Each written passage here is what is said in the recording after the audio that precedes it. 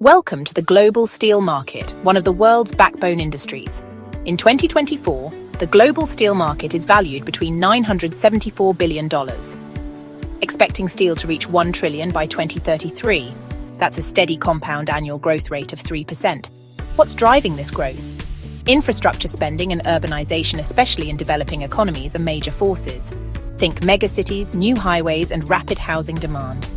Automotive production, especially electric vehicles, is surging. Renewable energy is another big player. A single wind turbine needs around 300 tons of steel.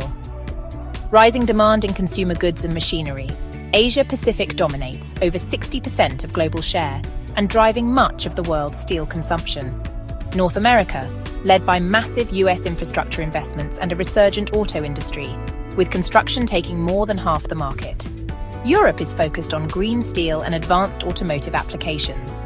Latin America and the Middle East and Africa are fast-growing, fueled by infrastructure and mega projects.